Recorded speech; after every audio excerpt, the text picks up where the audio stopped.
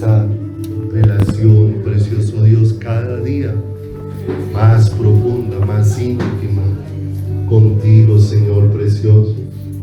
Para esto nos creaste, para esto nos hiciste, para esto nos formaste, Señor, para esto soplaste tu aliento de vida en cada uno de nosotros, para hacernos uno contigo, Señor.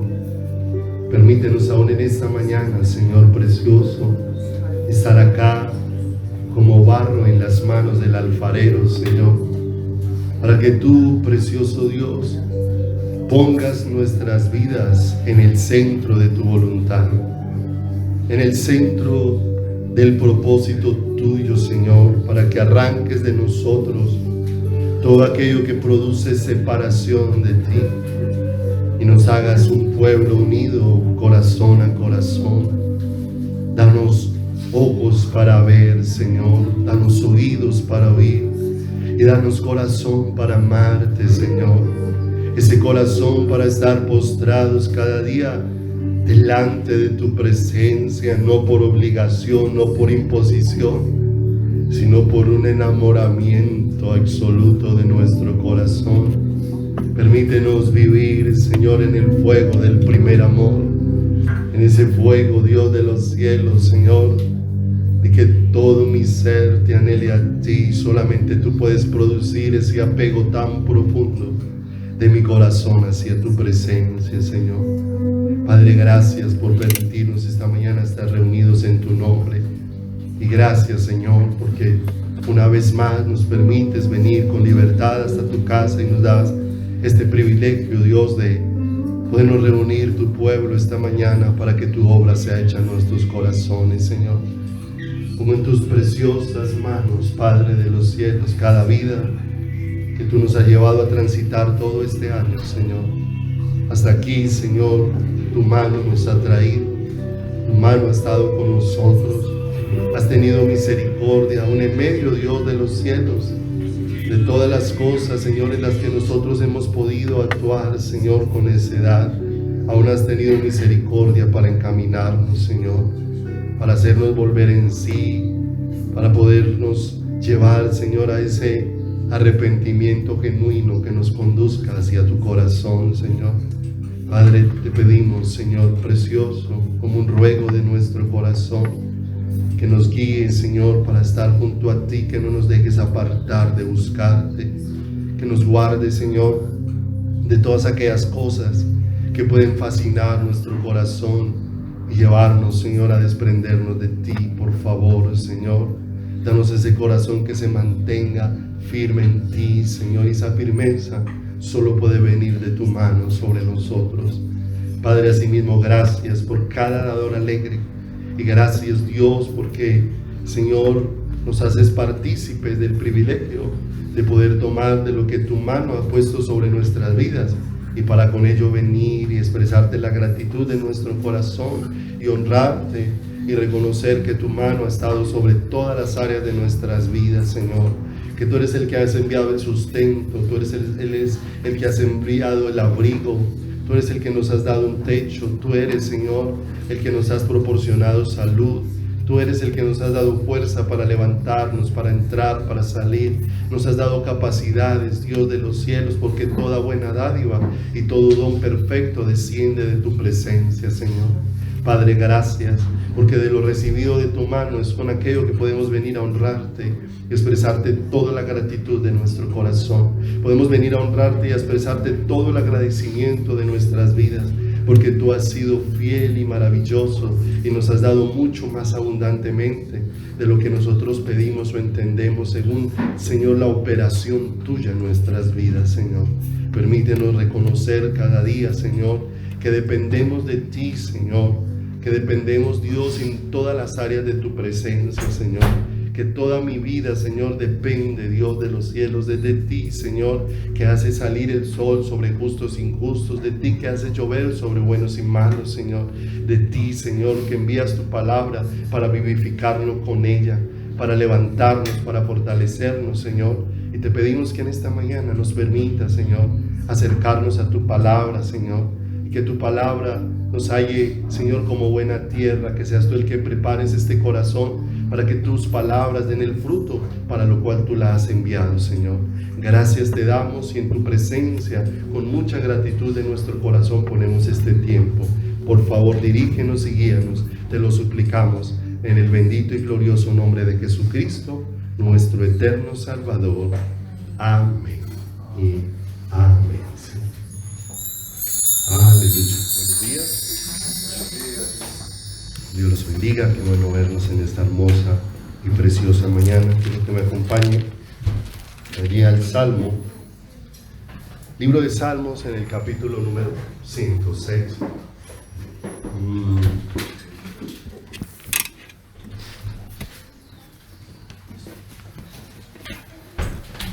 Hay muchos momentos que al ser humano le sirven para reflexionar y le sirven para detenerse por un momento y mirar a lo alto.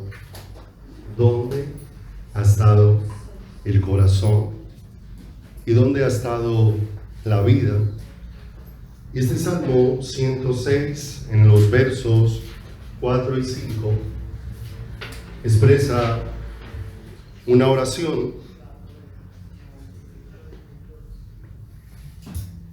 que es algo continuo que debiera estar expresando nuestro corazón hacia el Señor. Y dice el verso 4: acuérdate de mí, oh Jehová, según tu benevolencia para con tu pueblo. Visítame con tu salvación. Verso 5: para que yo vea el bien de tus escogidos, para que me goce en la alegría de tu nación y me gloríe con tu heredad. Y qué hermoso, porque vemos que toda esta oración está centrada en aquello que me reconcilia con el Señor, para poder ver lo que muchas veces en un caminar con el Señor no hemos percibido. Es que el Señor es todo el bien que necesita nuestro corazón, que Dios es de donde procede el gozo y la alegría de mi vida, y que realmente Él es nuestra heredad, y que realmente todo lo que yo necesito proviene de el Señor. Nosotros vamos terminando este año 2018, y para el ser humano son necesarios las cosas que determinan tiempo, no para Dios. Cuando uno lea el libro de Génesis, dice la Escritura que Dios puso la lumbrera mayor y la lumbrera menor, el sol y la luna, para que marcaran los días, para que marcaran los años, y que marcaran también los tiempos de la siembra y los tiempos de la cosecha. Y nosotros podemos evaluar las cosas muchas veces en espacios de tiempo, para mirar cómo ha estado nuestra vida, cómo ha estado nuestro caminar, cómo ha estado nuestro ser. Pero eso nos sirve para mirar también hacia dónde se está dirigiendo nuestra vida y hacia dónde se está dirigiendo nuestro corazón. El domingo anterior estuvimos hablando acerca de poder estar extraviados aún estando dentro de una congregación, porque seguimos muchas cosas, pero tal vez no hemos hallado al Señor, y como Israel durante mucho tiempo en el desierto estuvo extraviado porque realmente no entendió qué era lo que estaba buscando.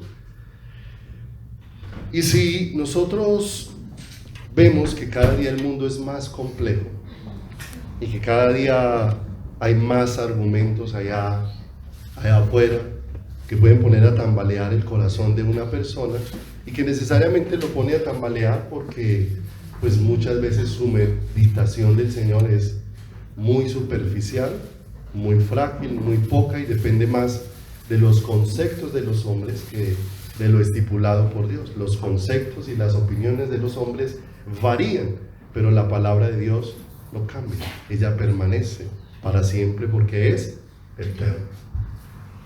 De pronto algunos de nosotros hemos visto que hay personas que se han enfrentado a un reto muy tremendo en sus vidas, es a subir al monte Everest, que es catalogado como uno de los más altos del mundo entero, ¿cierto? Y es una travesía difícil, compleja, ¿sí? En la que arriesgarse a ir allá sin prepararse y sin la guía de alguien que ya conozca el camino es casi un suicidio, porque lo que uno narra ver o lo que uno ha escuchado es que allí el clima cambia con mucha facilidad. De pronto, de un momento a otro puede haber un deslizamiento, hay grietas demasiado profundas, es fácil perderse allí, extraviarse en el camino, las temperaturas son extremas, y realmente si una persona se arriesga a ir sin que lo guíe uno que ya haya ido, hay una muy alta probabilidad de que muera en el intento, de que perezca y jamás logre llegar hasta allí. Es más, muchos han llegado hasta allá aún guiados por otros que ya fueron, pero muchos de ellos perdieron miembros de su cuerpo, porque en determinado momento las temperaturas fueron tan fuertes que terminaron perdiendo dedos, terminaron perdiendo manos, terminaron perdiendo pies en el intento de poder llegar hasta dónde, hasta allí. De manera que ¿quién de nosotros se arriesgaría a ir hasta allá sin alguien que lo guiara y le enseñara a él el camino, ¿cierto? Ahora, ¿qué es más peligroso? ¿Subir al Everest o transitar una vida sin el Señor? O transitar una vida sin Dios.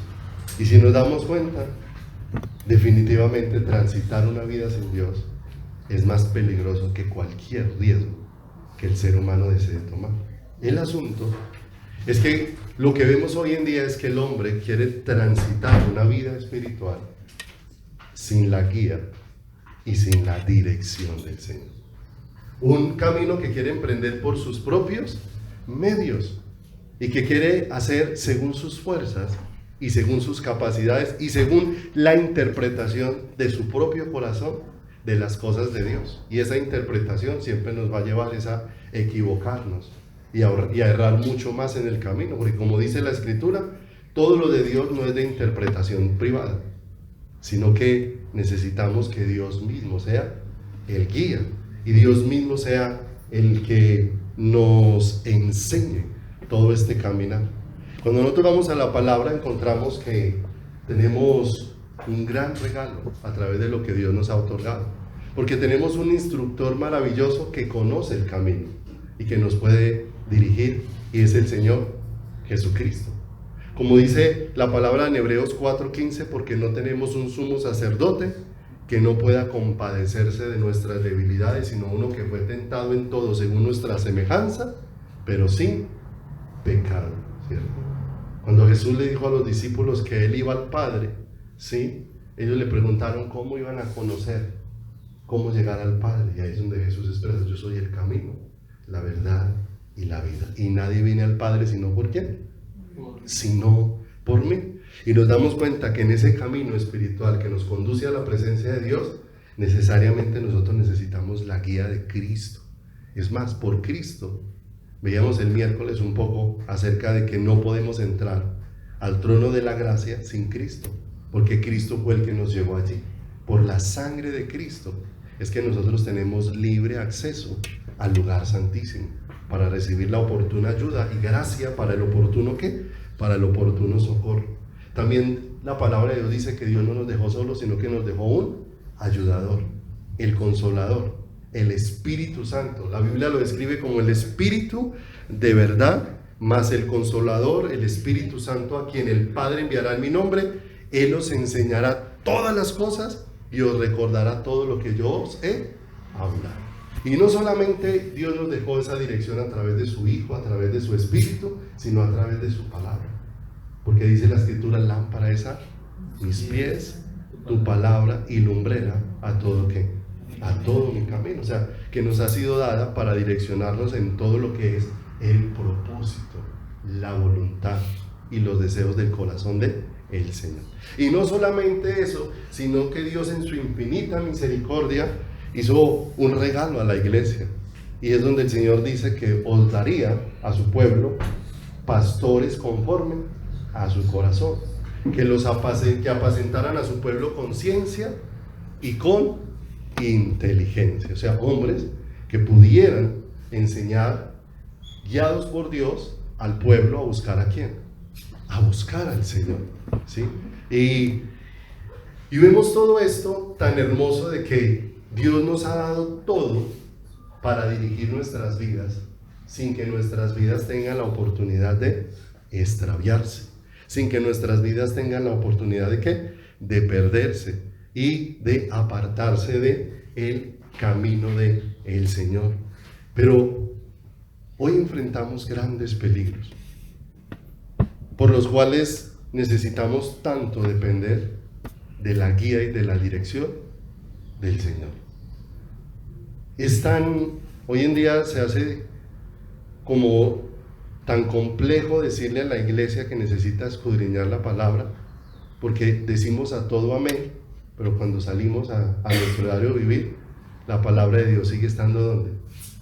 A un lado, y nosotros vemos con facilidad cómo fácilmente nos descomponemos en muchas situaciones, y es porque la palabra de Dios pesa tan poco en nuestro corazón que cualquier argumento que aparezca inmediatamente se vuelve como lo que mueve nuestros corazones, y siendo que eso es pasajero, y la palabra de Dios ¿qué?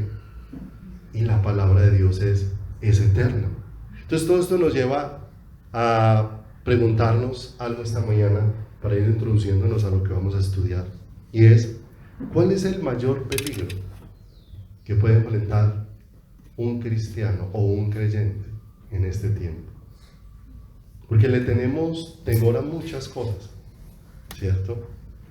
Le tenemos temor a enfermarnos, ¿cierto? Y a veces creemos que el mayor peligro de un creyente es enfermarse. También vemos que se tiene mucho temor a la escasez. Otro peligro que el creyente teme enfrentar es un momento difícil en su situación económica. Pero peligros como estos, o como tal vez que los amigos lo abandonen, o como el peligro de una catástrofe, o como el peligro de enfrentar un accidente, o el dolor que puede ocasionar en mi corazón la muerte de un ser amado. Y a veces creemos que esos son los mayores peligros a los que un creyente se puede enfrentar, y por eso buscamos muchas cosas y no buscamos al Señor, porque no nos damos cuenta que el mayor peligro no es la enfermedad, no es la escasez, no es el abandono de los amigos, no es enfrentar catástrofes, no es que yo sufra un accidente, no es que alguien al que yo ame mucho se muera, sino que el mayor peligro es apartarme de Dios. Y le tememos a todo menos a ese apartarnos de Dios. Dice la palabra del Señor ahí en Jeremías, capítulo número 2, Jeremías, en el capítulo número 2, en el versículo número 19, dice la palabra del Señor: tu maldad te castigará y tus rebeldías te condenarán. Sabe pues y ve cuán malo y amargo es el haber dejado tú a Jehová tu Dios y faltar mi temor en ti, dice el Señor de los ejércitos. Y ese sí es el mayor peligro que cualquier ser humano puede enfrentar: apartarse de ¿quién? Apartarse de Dios. apartarse de ese caminar con el Señor, apartarse de esa búsqueda de Dios, de esa relación íntima con el Señor, de esa dependencia en este transitar por la vida donde hay tantos peligros y las múltiples mezclas que hoy hay hacen que el ser humano confíe un poquito en el Señor y otro poquito en una inmensidad de ¿qué?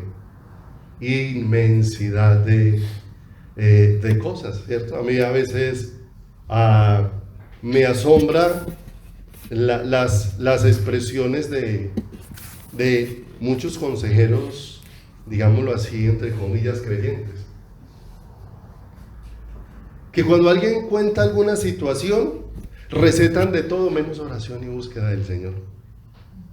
Recetan de todo, eso tienen recetas, ¿sí o no? Si se les subió la presión, eso tiene toda clase de caldos, de aguas, de jugos, de pastas, de medicamentos, ¿cierto? Pero no se ve a Dios por ninguna parte en esa búsqueda de sus corazones, ¿cierto? O sea, siempre vemos que hay una gran mezcla. O sea, pongamos esto y ojalá sobre esto Dios derrame su bendición, Dios derrame su ayuda, y finalmente terminamos haciendo a Dios a un lado de nuestro caminar y terminamos apartándonos del Dios que terminamos apartándonos del Dios vivo, ¿cierto? Yo siempre le recomiendo algo: escuche bien, con mucha atención, cuando se explica algo en la iglesia, ¿cierto? Porque es que a veces cogemos terminales y salimos a decir cosas que no se han dicho, ¿cierto? Alguna vez enseñamos en la iglesia que la ofrenda era mayor que el diezmo, ¿sí? Que si quería caminar conforme a la ley, diezme; si quería caminar conforme a la gracia, pues ofrende, que es mayor. El Señor por todos lados expresó que demos, ¿cierto? En ninguna parte de la Biblia nos exime de honrar a Dios ¿con quién? Con nuestro dar, ¿cierto? Pero como a veces no prestamos atención, entonces salimos diciendo, en la iglesia están enseñando que ya no hay que diezmar, que ya no hay que ofrendar, que no hay que dar, ¿cierto? Pero porque no escuchamos ¿qué? No escuchamos bien, ¿cierto? Entonces, como no escuchamos bien, entonces dice, no, entonces el pastor allá dijo que entonces si a mí me da gripa no puedo tomarme un medicamento porque tengo que ponerme a buscar a Dios. ¿Sí se da cuenta que no le estoy diciendo eso? No le estoy diciendo que no se pueda tomar un medicamento, lo que le estoy diciendo es, ¿dónde está su confianza? ¿Su confianza está en Dios o en el medicamento que se toma? ¿Qué es lo que nosotros estamos buscando? Porque a veces nos vamos a los extremos y decimos cosas que oímos hacia la ligera, pero que no prestamos atención hacia dónde. Porque muchas veces encontramos en la palabra del Señor que aún Dios utilizó muchas veces a Pablo para orar por personas y Dios se manifestó y la sanó. Es más, un día el Señor lo utilizó para resucitar un muerto, aquel que se durmió en la ventana y se cayó mientras Pablo se extendía predicando.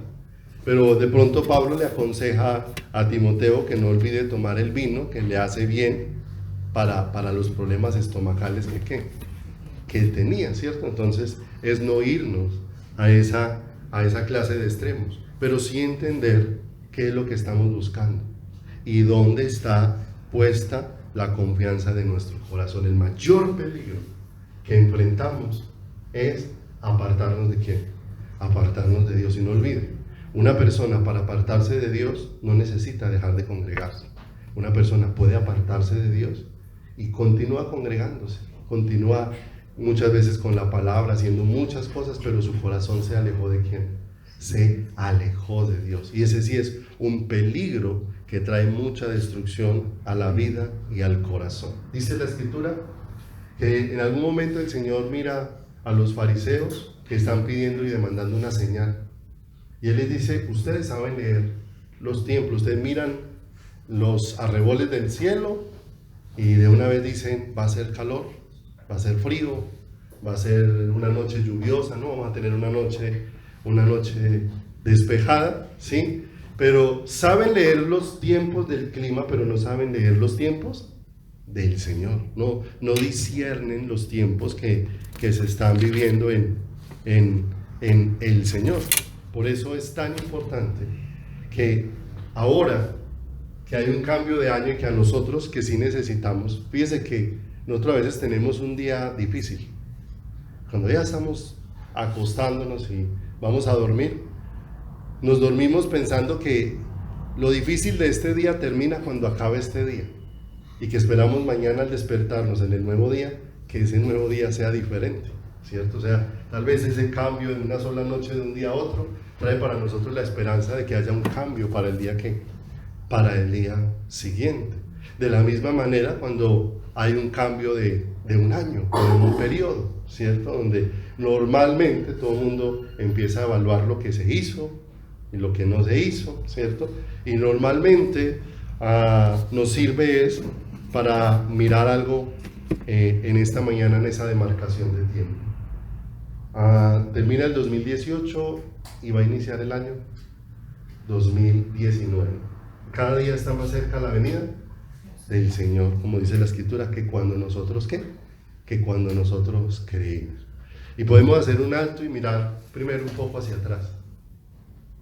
¿Qué ha pasado hacia atrás en nuestras vidas? Pero no en relación con las circunstancias, sino en relación de mi vida con el Señor. Porque a muchos les han cambiado las circunstancias, de difíciles a buenas. Lo que antes no tenían, ahora lo tienen. Pero aunque cambiaron sus circunstancias, todavía su relación con el Señor sigue sin sufrir cambios. Todavía sigue sin empezar a hacer una verdadera relación con el Señor, una relación genuina con Dios dentro de su caminar. Entonces, si miramos hacia atrás, tenemos que pensar un poco, ¿qué puede haber fallado en nuestras vidas? ¿Qué es lo que puede haber fallado? ¿Dónde está la falla? Siempre el ser humano está con la tendencia de culpar a Dios, de que las fallas pueden estar en Dios, siendo que Dios es un ser perfecto y no hay un solo vislumbre de algo que Dios puede hacer de manera equivocada. La palabra de Dios es perfecta y la palabra de Dios no falla. Dice la Escritura de una manera muy especial que no que la palabra de Dios haya fallado, sino que todo el que desciende a Israel no es israelita, ¿cierto? No que Dios se haya equivocado con lo que nos enseña, sino que si la palabra de Dios no falla, si la palabra de Dios no tiene errores, si la palabra de Dios no tiene equivocaciones, entonces viene la segunda pregunta. Miremos algo respecto al campesino. Por mal que nos vaya, alguna idea tenemos del asunto de sembrar y cosechar. El campesino conoce que hay épocas del año que son para sembrar, ¿cierto? Y es más, hay algunos que manejan el calendario lunar. Las fases de la luna determinan cuándo se siembra y cuándo se cosecha, ¿cierto? Entonces, normalmente el campesino sabe en qué época se siembra y en qué época se debe de estar recogiendo lo que sea que sembrado. Entonces, el campesino puso la semilla, preparó la tierra, organizó todo. Pero pasó el tiempo y llega el momento de recoger, y cuando va a recoger no encuentra el fruto que esperaba recoger. Necesariamente el campesino tiene que preguntarse, ¿sí o no? ¿Qué falló en todo este proceso? ¿Qué fue lo que falló en todo este proceso para no haber obtenido el fruto que se esperaba recoger? ¿Cierto? Entonces él va a mirar la semilla que plantó, y va a encontrar, como dice el Señor allá en el libro de Isaías, que él escogió la semilla de vida escogida y la plantó. O sea que nosotros necesariamente vamos a mirar que el problema no está en la palabra de Dios, porque la palabra de Dios es perfecta y es la expresión de un Dios perfecto, ¿sí? Entonces viene un segundo aspecto. Entonces, ¿será que el problema es dónde la sembré? ¿Será que el problema está en la tierra donde se sembró? Y ahí sí podemos encontrar un serio problema, porque la palabra de Dios en la parábola del sembrador habla de la semilla que cayó, pero cayó en diversos tipos de ¿qué? En diversos tipos de tierra. Que la semilla que cayó en un corazón endurecido, ¿qué produjo? ¿cierto? O sea, si la palabra de Dios no produjo nada en mí, en relación con Dios, no olvide, todo es en relación con ¿quién?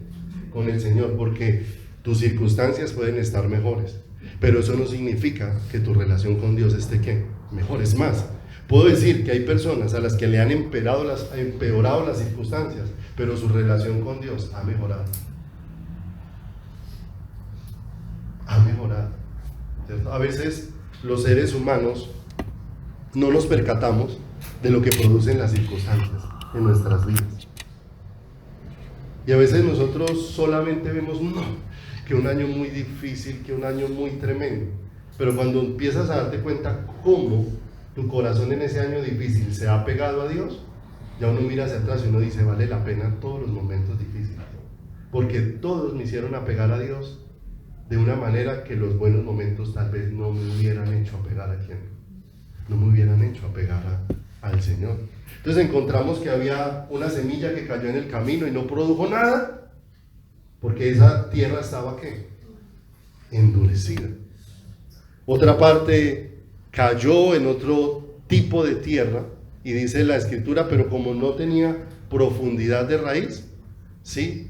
Como no hubo entendimiento de esa palabra, dice la Escritura que cuando vino la prueba, ¿sí? Finalmente se perdió el fruto porque no se entendió, ¿cierto? Porque a veces uno de los aspectos en que a veces es triste ver la vida de las personas que se dicen ser creyentes es que siempre ven las pruebas es como una afrenta y no como una bendición de Dios para ensanchar los corazones. ¿Para quién? Para el Señor. Entonces siempre vemos ese el problema y no vemos la mano de Dios en medio de esa situación. Después dice que otra parte cayó entre los cardos y los cardos crecieron y la ahogaron, y habla de cómo habían otras cosas que eran mayor prioridad en el corazón que la palabra de Dios, los afanes de esta vida, cosas más importantes por la cual la palabra no produjo el fruto que se esperaba. Pero después habla de una buena tierra donde la semilla dio fruto al 30, al 60 y al 100 por uno, ¿cierto? Pregunta. Entonces, en esa condición, nosotros vamos a darnos cuenta que hay cosas en las que hubo aciertos, pero otra cantidad en la que hubo desaciertos, ¿cierto?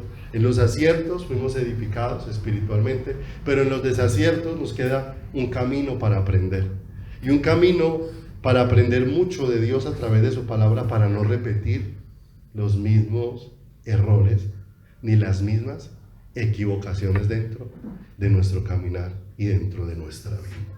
Entonces vamos a utilizar un ejemplo de la palabra que nos va a servir mucho. Para los israelitas, el arca que estaba en el lugar santísimo, en el tabernáculo, era un elemento muy importante, tan importante que para ellos era una equivalencia de la presencia de Dios. El arca, el cajón de oro que estaba allá adentro, el que tenía los querubines ahí encima de su tapa, el que contenía dentro las tablas de la ley, una porción de maná y la vara de Aarón que reverdeció. Para ellos era muy importante esto, que significaba la presencia de Dios, pero en determinado momento aquello que debiera ser un tesoro invaluable, no por el cajón sino por lo que significaba la presencia de Dios, se volvió un objeto común en medio de sus vidas, a tal punto que terminó en manos de sus enemigos, porque salieron a la batalla y ya lo habían vuelto un amuleto, estaban perdiendo la batalla y mandaron traer el arca para ver si el arca, estando ahí como un amuleto, les permitía enfrentar esa situación y salir adelante.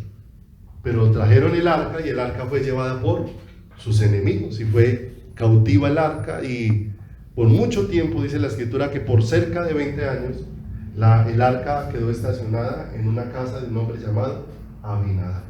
20 años allí, hasta que un día el Señor ha venido inquietando el corazón de David para que el arca sea llevada ¿de qué?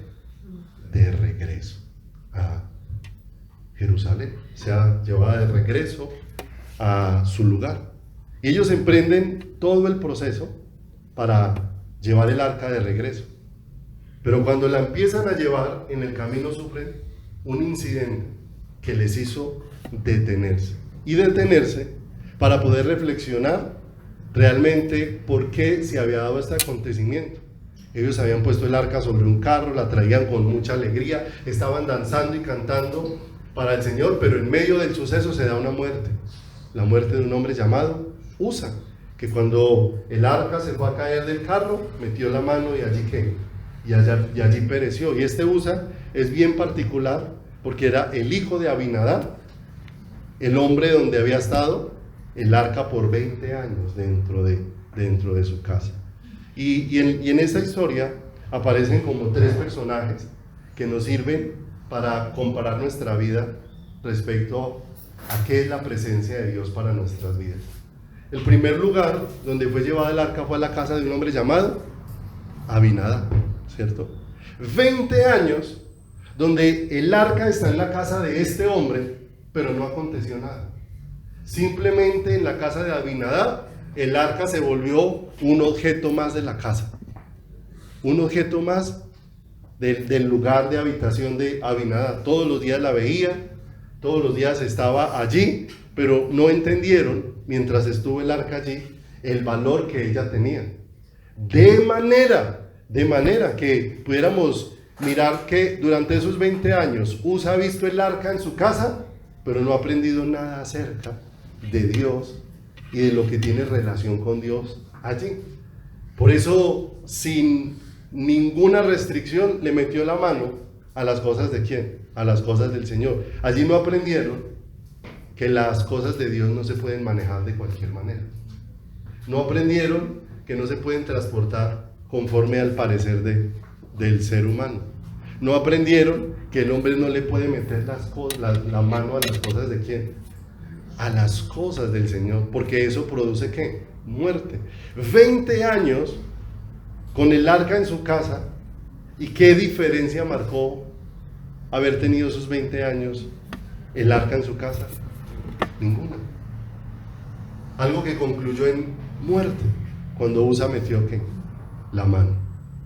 Pero vemos que después de ese acontecimiento el arca dura 3 meses en la casa de otro ¿qué? De otro hombre.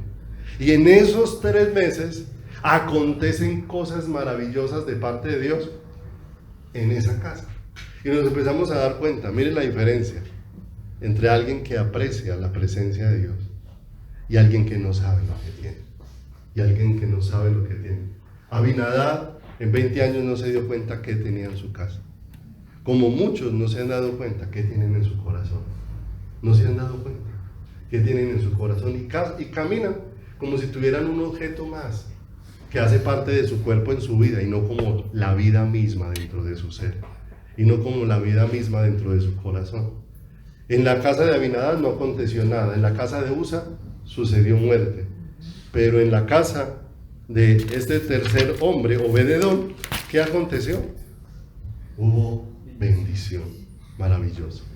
Pero en medio de todo ese trayecto ocurrió algo que detuvo a David a pensar que si nosotros queremos traer de regreso la presencia de Dios, tenemos que aprender cómo es la manera de quién, la manera de Dios, cómo es lo establecido por el Señor. De manera que él indagó, buscó, estudió, escudriñó y después volvió cuando llegó a sus oídos que la casa de este hombre Obed-edom había sido bendecida a causa del arca del Señor. Volvió de regreso, pero ya volvió para hacerlo a la manera de quién, del Señor. ¿Para qué le sirvió ese espacio que quedó en el medio? Para mirar cómo se había hecho antes, qué consecuencias había traído y cómo se iba a hacer ahora, ¿cierto? Como nos sirve esta mañana reflexionar cómo hemos vivido este año en el Señor. ¿Qué cosas han atraído es muerte y no vida? Porque hemos tomado las cosas de Dios ¿a qué? A la ligera. Pero ¿cómo podemos pedir dirección en este nuevo año?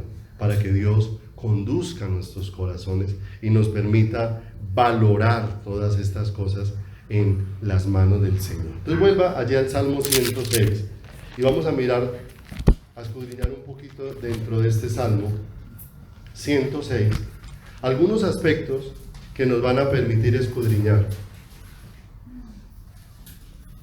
y clamar al Señor con todo nuestro corazón. Estos versículos que leímos inicialmente en el verso número 4 y número 5. Acompáñeme desde el verso 1, dice: aleluya, alabad al Señor porque Él es bueno. ¿Ha sido bueno Dios con nosotros? Amén. Amén.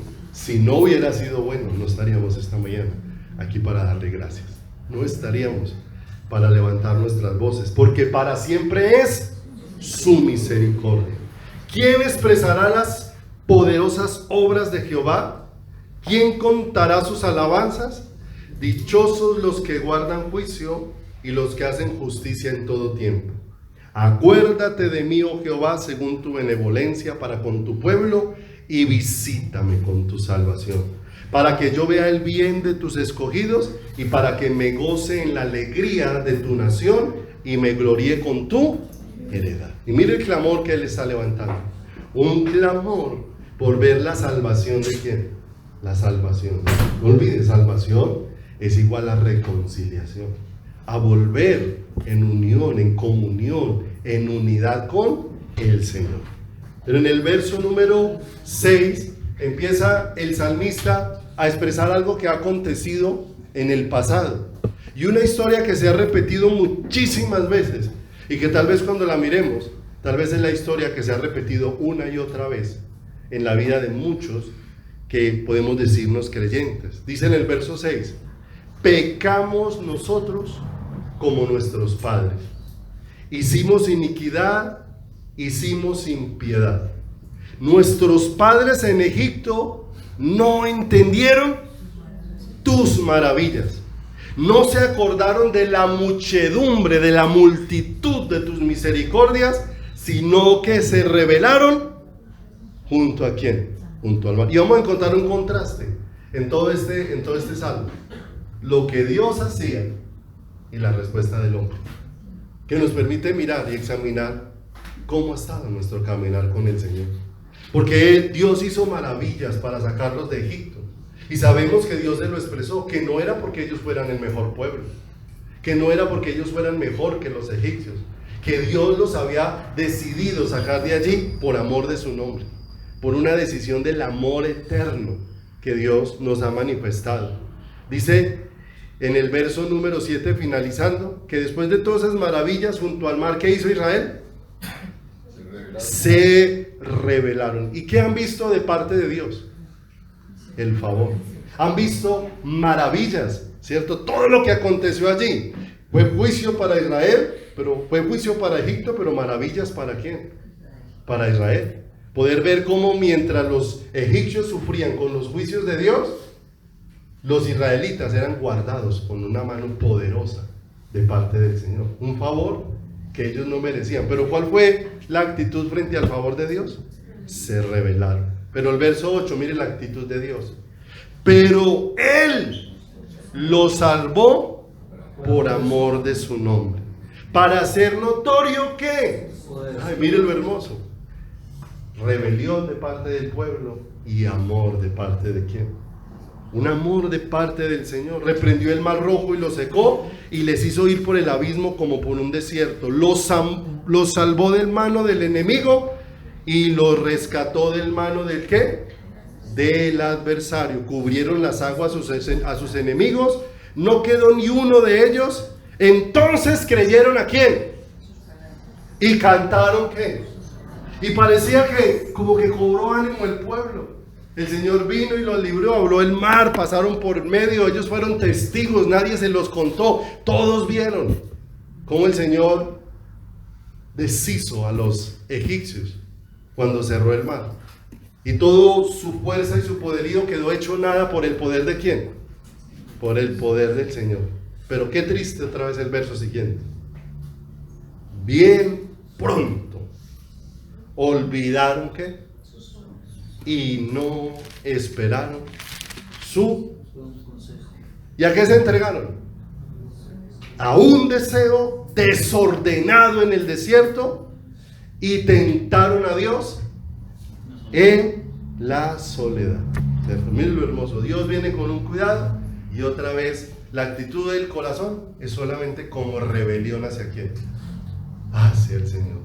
como descontento hacia Dios. Dios les sirve maná, ¿sí? Y ellos terminan viendo el maná como un alimento despreciable dentro de su corazón y dentro de su vida. Tengámonos aquí un momento, si quiere dejar ahí separadito ese salmo, y acompáñeme allí, por favor, a Números, capítulo número 14, verso número 6. Números, capítulo 14, en el versículo número 6. El Señor había enviado que escogieran unos espías y que esos espías fueran adelante y reconocieran la tierra a la que el Señor les iba a dar. Les dio el privilegio de ellos tener las primicias de la tierra que Dios iba a entregar en sus manos. Ahora, ¿tenían ellos evidencia de que Dios podía hacer lo que les había prometido? Claro, porque ellos habían visto un pueblo tan poderoso como el egipcio y en las manos de Dios quedó como nada. Toda la fuerza de egipcio se esfumó cuando el poder de Dios apareció sobre ¿quién? Sobre ellos. Ahora Egipto quedó hecho solamente ruinas y destrucción. Ahora el Señor les dice, les envía unos adelante que miren la tierra que el Señor les va a dar. Allí hay unos habitantes, pero el Señor había prometido que Él les iba a entregar esa tierra. Aquellos fueron, miraron la tierra y confirmaron que lo que no conocían, pero que Dios se los había dicho, era cierto. Porque ellos fueron para confirmar lo que Dios les había dicho que era esa tierra. Para eso fueron 12 espías. Y los 12 no eran cualquier persona, sino eran escogidos especialmente. Eran personas que lideraban aún en medio de cada una de sus tribus. De manera que llegaron, vieron la tierra y es más, ellos mismos trajeron muestra de lo que encontraron allí. Recuerda que trajeron un racimo de uvas que tenían que cargar entre 2 hombres y lo trajeron como muestra. Yo creo que al presente no sé si sea posible que se pueda ver un racimo de la dimensión que Dios les permitió ver y traer para mostrarle a quién, para mostrarle a los demás. Y llega el momento donde están entregando el informe de todo lo que habían visto, y si hubieran sido coherentes, lo que tendrían que haber era llegado todos al unísono, pensando en que definitivamente Dios escogió un buen lugar para plantarlos y para llevarlos. Pero dice aquí en el capítulo número 14, en el verso número 6, y Josué, hijo de Nun, y Caleb, hijo de Jefone, que eran de los que habían reconocido la tierra, rompieron sus vestidos y hablaron a toda la congregación de los hijos de Israel diciendo: la tierra por donde pasamos para reconocerla es tierra, ¿cómo? En gran manera buena. Si Jehová se agradare de nosotros, Él nos llevará a esta tierra y nos la entregará, tierra que fluye leche y miel. Por tanto, no seáis rebeldes contra Jehová, porque ya el pueblo antes de esto habían dicho que querían nombrar capitanes y devolverse ¿a dónde? A Egipto, porque 10 de los que fueron dijeron: sí, la tierra es muy buena, pero allá hay unos gigantes, allá la gente que hay devora a los que llegan. Pero se habían olvidado que había hecho Dios ¿con quién? Con los egipcios. Y dice acá: por tanto no seáis ¿qué? Rebeldes, verso 9, contra Jehová, ni temáis al pueblo de esta, porque nosotros los comeremos como pan. Su amparo se ha apartado de ellos, y con nosotros ¿qué? Está Jehová, no ¿qué? Ahora te pregunto, ¿estaban ellos hablando algo bueno, coherente, de acuerdo a la voluntad del Señor? Ellos aquí, más que expresar el deseo de su corazón, ellos estaban diciendo: es que este es el deseo que Dios nos ha manifestado. El deseo de ir a esa tierra no es el deseo nuestro, es el deseo de Dios que nos sacó para llevarnos ¿a dónde?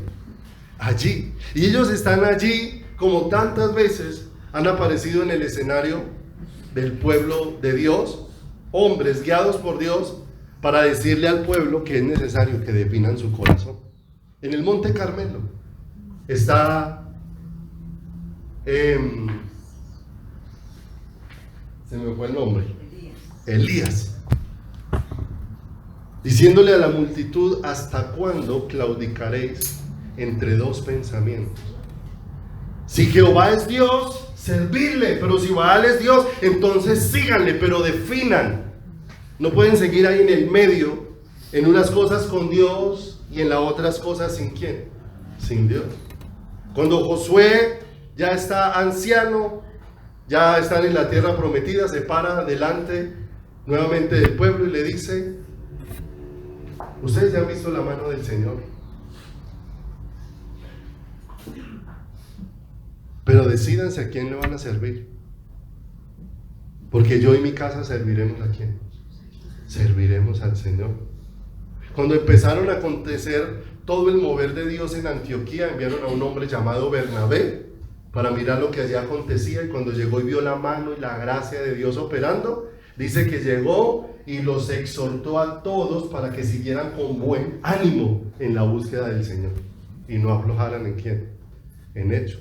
Ahora está aquí Josué y Caleb diciéndole al pueblo: no desconfiemos del Señor, creámosle a Dios, dejémonos guiar por Dios. Si Dios ha dicho que nos va a llevar, Él va a estar delante de nosotros en todo el ¿qué? En todo el camino. ¿Qué estaban haciendo Josué y Caleb ahí frente a la multitud? La voz de Dios. Pero mire lo que dice el verso número 10. ¿Cuál fue la respuesta de la gente?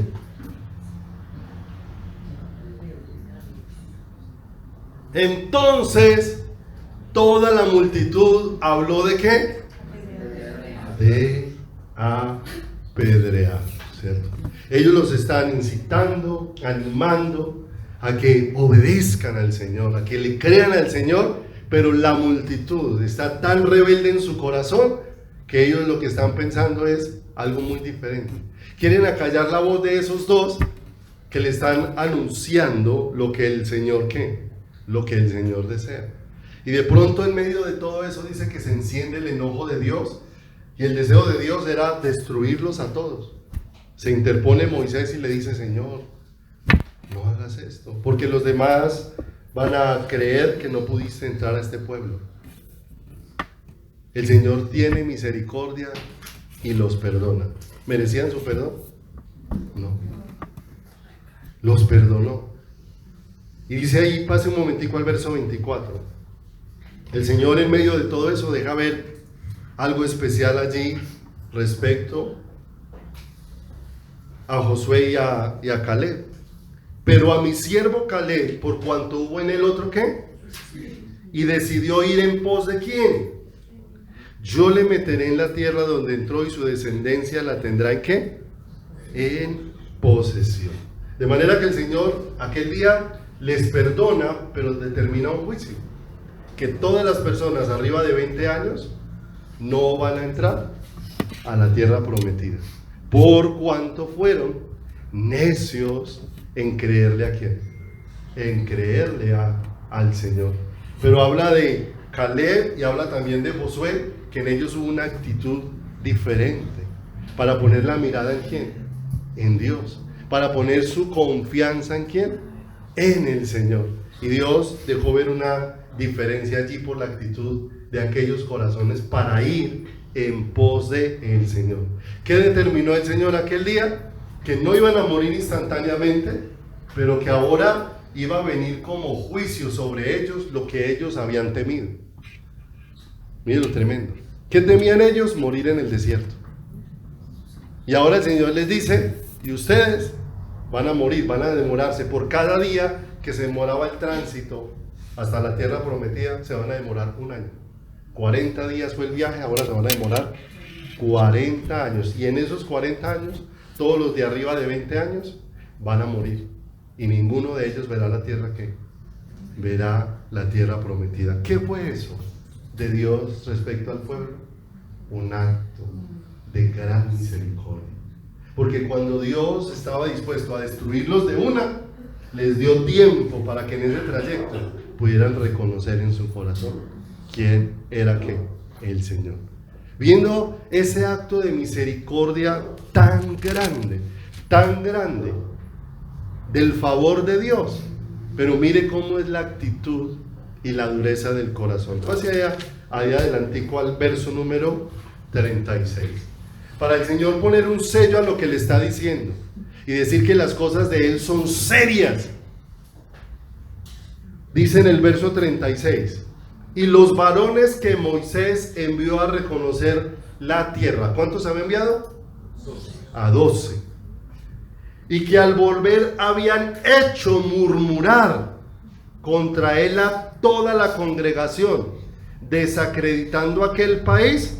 A aquellos varones que habían hablado mal de la tierra, murieron de plaga delante de ¿quién? ¿Cuántos fueron? 10. Pero Josué hijo de Nun y Caleb hijo de Jefone quedaron con vida de entre aquellos hombres que habían ido a reconocer ¿qué? La tierra. Entonces, miren lo tremendo. El Señor selló aquel día esa situación dejándole claro el mensaje. Ahora ya no van a entrar a la tierra prometida, ahora se van a quedar 40 años ¿qué? Acá. Porque cuando los quise llevar, no quisieron. Y selló con ese juicio, de manera que al ver ese juicio y la rebelión de esos 10, y ver que yo me había rebelado igual que esos 10 y que ese día no hubo juicio de Dios sobre mi vida, eso era para reflexionar en el corazón. Señor, ¿qué he hecho mal para no seguir haciendo lo mismo? Para no seguir provocándote ¿qué? Para no seguir provocándote a ira. Porque una y otra vez, y aparece aquí un aspecto muy importante, y es cómo estamos escuchando al Señor. Y cómo estamos atendiendo a sus palabras. ¿Por qué es tan importante esto? Porque Dios les dio instrucciones. Y cuando llega aquí a esta parte, Él le dice: ustedes ya me han tentado 10 veces. Y lo han tentado porque tantas veces Dios les habló con claridad las instrucciones, pero ellos quisieron hacer caso omiso a lo que Dios les había dicho. Tomemos un ejemplo que se ve muy claro ahí en la palabra respecto a esto. El Señor decide darles maná, y cuando les da el maná, les da unas instrucciones muy concretas, muy claras, y no eran difíciles de entender. Lo que pasa es que todo se hace difícil de entender cuando no hay disposición del corazón. Porque el Señor les dijo, cada día debían de madrugar y recoger la porción de un día de maná, ¿cierto? Y todos los días deberían de hacerlo. Y dice que el último día, los viernes, el Señor les iba a dar doble porción. Que el viernes la instrucción de Dios era: recojan doble porción, porque el sábado no van a madrugar a recoger, porque es el día de reposo y de descanso, ¿cierto? ¿Las instrucciones fueron claras? Claras. Pero al día siguiente, muchos se levantaron y no recogieron la porción de un día, sino recogieron porción para más. Y dice, ¿sí o no? ¿La instrucción de Dios fue clara? Sí. ¿Pero qué hicieron con la instrucción de Dios? No querían sujetarse a Dios. Y dice que muchos guardaron, y al día siguiente hedía lo que guardaron en sus... Entonces empezó la semana y ya hay un mensaje: venga, ese hedor en mi casa tiene que manifestar que es que hay algo en mi vida que no está funcionando en relación ¿con quién? Con el Señor. Porque si Dios dio unas instrucciones, no todas las casas estaban con ese hedor. ¿Dónde había ese hedor? Donde los que escucharon las instrucciones de Dios hicieron caso omiso a lo que Dios quería. Tuvieron un pensamiento, al parecer de ellos, mejor que el de Dios, pero la palabra de Dios que se cumple. Y viendo todo ese acontecimiento esa semana, llegó el viernes, ¿sí? Que había que recoger doble porción. Pero tal vez los mismos que quisieron recoger para 2 días, manifestaron su rebelión y el viernes dijeron, hoy no recojo sino para un día. El día que había que recoger para dos, recogieron para uno. Y el día que había que recoger para uno, querían recoger para dos. Insistiendo ir en contra de ¿quién? Del Señor. Y dice que esos que recogieron antes el doble, ahora el sábado que no había que recoger, madrugaron a recoger. El día que no había que recoger y el día que el Señor no iba a extender ¿qué? Maná, ¿cierto? Entonces uno mira eso y dice, qué necia esa actitud del pueblo frente a las instrucciones de Dios. Pero ¿cuántos meses y años si hubo maná todo el tiempo que estuvieron en el desierto? ¿Cuántos vieron tantas veces heder maná en su casa? Y después de eso volvieron a recoger maná para volverlo a dejar guardado. Y no aprendían de lo que acontecía, ¿cierto? Y uno se da cuenta el peligro de estar ahí, pero apartado del Señor. Porque escuchaban las instrucciones de Dios, pero no había ningún valor, no eran importantes para ellos. Acabamos de ver lo que acontece con los 10 espías. ¿Cómo quedaron esos 10 que desanimaron al pueblo, que murmuraron, que no creyeron al Señor? Murieron de una ¿qué? De una plaga. Y ya había quedado clara la instrucción de Dios, que ya no iban a entrar, que se iban a quedar ¿dónde? En el desierto. Vuelvo ahí conmigo a Números otra vez, a Números 14, ahí donde estábamos ahorita. ¿Murieron estos hombres? ¿El mensaje de Dios fue claro? ¿Vieron el juicio directo? Los que acompañaron a enterrar a esos hombres vieron que esos hombres murieron por ser desleales al Señor. Y dice en el verso número 39, Moisés 14:39, ¿estamos ahí? Pónganle mucha atención a esto. Y Moisés dijo estas cosas a todos los hijos de Israel, y el pueblo se enlutó mucho. Y se levantaron por la mañana y subieron a la cumbre del monte diciendo, henos aquí para subir al lugar del cual ha hablado Jehová.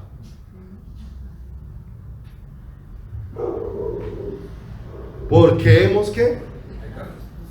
¿A qué se levantaron al día siguiente? ¿Cuánto les duró el luto? ¿Sabe qué dice? Vuelva y léalo ahí con detenimiento. Y se levantaron por la mañana y subieron a la cumbre del monte diciendo, henos aquí para subir al lugar del cual ha hablado ¿qué? Les había dicho, vaya y tomen la tierra por posesión. Y dijeron, no, nos devolvemos. El Señor permite que mueran los 10 espías. Cuando mueren los 10 espías se enlutaron y al otro día se levantaron y dijeron, no, pero hoy sí vamos a ir. Cuando Dios ya les dijo que no, ahí sí se levantaron en la mañana a decir, pero sí vamos a ir. ¿Se da cuenta la terquedad del corazón? Por eso tenemos que, ¿cierto? En momentos así como donde evaluamos nuestras vidas delante del Señor, venga, ¿qué estamos haciendo? ¿Qué es lo que hemos hecho en este año que ha traído muerte a nuestro corazón? Porque Dios nos ha hablado, pero seguimos insistiendo en cada vez que Dios dice. Si Dios dice sí, entonces yo no. Y si Dios dice no, entonces yo digo que sí. Es en un permanente afrentar al Señor. El Señor les dijo, ya no van a ir, se van a quedar en el desierto. Y ahí sí se levantaron y dijeron, pero entonces vamos a ir. Vamos a ir. Y se levantaron y fueron. Dice el verso 41. Y dijo Moisés, ¿por qué quebrantáis el mandamiento de Jehová? Esto tampoco os saldrá bien. No subáis, porque Jehová no está en medio de vosotros, no seáis heridos delante de vuestros enemigos. Cuando el Señor iba con ellos no fueron, y ahora si quieren ir. Porque el amalecita y el cananeo están allí delante de vosotros, y caeréis a espada, pues por cuanto os habéis negado a seguir a Jehová, por eso no estará Jehová con vosotros. Sin embargo, ¿qué dice el verso 44? Se obstinaron en subir a la cima del monte. Pero el arca del pacto de Jehová y Moisés no se apartaron del medio del campamento. Y descendieron el amalecita y el cananeo que habitaban aquel monte y los hirieron y los derrotaron, persiguiéndolos hasta Horma. Qué bien particular la actitud de Israel frente a las instrucciones del Señor. ¿Cuán sordos estaban? ¿Cuán obstinados estaban en su corazón? ¿Cuán obstinados estaban dentro de sus vidas? Un pueblo muy llevado a su parecer. Y cada vez que se metía por su parecer, sufría muerte. Queremos carne, queremos carne. Y el Señor les concedió el deseo de su corazón. Pero no estaban todavía terminando de comer carne cuando el juicio de Dios vino. Y muchos murieron aquel día, una y otra vez, en la misma situación. Dios siendo bueno y ellos siendo rebeldes. Y no aprendiendo de la bondad de ¿quién? De la bondad del Señor. ¿Cuántos de esos que el Señor les dijo que iban a morir en el desierto perecieron sin haberse arrepentido y sin haberse vuelto al Señor? Porque ¿cuántos de esos fueron los que estuvieron allí para hacer el becerro de oro? ¿Cuántos de esos estuvieron allí para reclamar carne? ¿Cuántos de esos estuvieron allí para rebelarse y vieron los juicios de Dios? ¿Y cuántos de esos perecieron bajo juicios de Dios sin arrepentimiento, habiendo visto tantas cosas, pero sin detenerse a preguntarse, venga, ¿por qué aconteció esto? Para buscar del Señor dirección, para no seguir cometiendo los mismos errores. Pero si no buscamos dirección de Dios una y otra vez, vamos a estar haciendo lo mismo. Y vamos a estar repitiendo la misma historia cada año. De poder mirar que se hicieron muchas cosas, pero que siempre lo que queda con un gran vacío es la búsqueda del Señor. Que casi siempre lo que quedó con un gran faltante fue esa entrega al Señor, fue esa búsqueda del corazón de Dios. Vamos allí al Salmo 106, vamos a terminar. Salmos 106.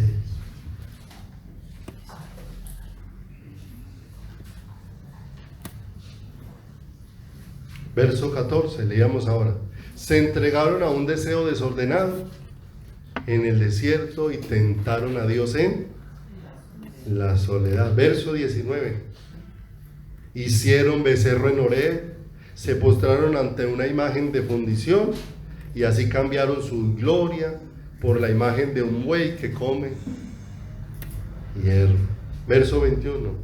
Olvidaron al Dios de su salvación, que había hecho grandezas en Egipto, maravillas en la tierra de Can, cosas formidables sobre el Mar Rojo, y trató de destruirlos de no haberse interpuesto Moisés, su escogido, delante de él, a fin de apartar la indignación para que no los destruyese. Pero aborrecieron la tierra deseable y no creyeron a su palabra. Antes murmuraron en sus tiendas y no oyeron a la voz de ¿quién? A la voz de Jehová. Pase ahí al verso 32. También le irritaron en las aguas de Meriba, y le fue mal a Moisés por causa de ellos. ¿Recuerdan qué le pasó a Moisés? Que se enojó, golpeó la roca, y por aquel incidente el Señor dijo: no entrarás en la tierra, tus ojos lo verán, pero no la pisarás. Pero Dios, que es grande en misericordia, tan hermoso que es nuestro Dios, que muchos años después, en el monte de la transfiguración, trajo a Moisés para que pisara la tierra prometida. Aquello que no le permitió en aquel momento, Dios más adelante se lo permite. Y dice acá, verso 33, porque hicieron revelar a su espíritu y habló precipitadamente con sus labios. Verso 34, no destruyeron a los pueblos que Jehová les dijo, antes se mezclaron con las naciones y aprendieron sus obras, ¿cierto? Sirvieron a sus ídolos, los cuales le fueron causa de su, sacrificaron a sus hijos y a sus hijas a los demonios, y derramaron la sangre inocente, la sangre de sus hijos y de sus hijas, que ofrecieron en sacrificio a los ídolos de Canaán, y la tierra fue contaminada con su sangre. ¿Cómo ha sido la respuesta de todos estos israelitas al Señor? Qué rebelión, qué dureza. Pero pase al verso número 44. Con todo, él miraba cuando estaban en angustia y oía su clamor. Y se acordaba de su pacto con ellos y se arrepentía conforme a la muchedumbre de sus misericordias. Hizo asimismo que tuviesen misericordia de ellos todos los que los tenían cautivos. Y nuevamente termina la oración del salmista. La oración del salmista empezó allá en el verso 4. Acuérdate de mí, oh Jehová, según tu benevolencia para con tu pueblo, para que yo vea, para que nos visites con tu salvación y vea yo el bien de tus escogidos, goce de la alegría de tu nación y me gloríe con tu heredad. Y después de ver toda esa historia, que él ha reflexionado hacia atrás, mire el clamor del verso 47. Sálvanos, Jehová nuestro Dios, y recógenos de entre las naciones, para que alabemos tu santo nombre, para que nos gloriemos en tus alabanzas. Bendito Jehová Dios de Israel desde la eternidad y hasta la eternidad. Y diga todo el pueblo, amén. Aleluya. Qué misericordia. Pero toda esa misericordia no es para que nuestro corazón se desordene. Toda esa misericordia es para que nuestros corazones le busquen y corramos a sus brazos. Cuando David aprendió en qué estaba equivocado, volvió con los sacerdotes y trajeron el arca de regreso para que fuera una bendición. Necesitamos la presencia de Dios, pero necesitamos aprender a honrar esa presencia, a oír al Señor y a obedecerle con todo nuestro corazón. Amén. Vamos a orar esta mañana. Padre, estamos muy agradecidos contigo en esta mañana, Señor, porque reconocemos, Señor, que necesitamos reflexionar, Señor, delante de tu presencia en nuestro corazón, Señor. Por cuántas han sido nuestras terquedades en este año, cuántas, Señor, cosas han pasado por nuestro corazón y que hemos querido insistir, Señor, y Señor, pusimos empeño en ellas, aunque no eran muchas veces tu voluntad, Señor. Y cuántas veces, precioso Rey, miramos la historia de Israel y vemos que es la historia repetida de tu iglesia y de tu pueblo, Señor. Que tantas veces, Señor, nos negamos a la dirección tuya. Que tantas veces nos negamos, Dios de los cielos, a tus palabras. Tú nos das instrucciones claras, Señor, pero tantas veces, Señor, como Israel, queremos hacer contrario a lo que tú has indicado o has establecido en tu palabra, Señor. Y aún, Padre de los cielos, Señor, ¿cuántas veces porfiamos en hacer lo contrario a tu palabra y en nuestro corazón estamos convencidos de que estamos haciendo lo correcto, Señor?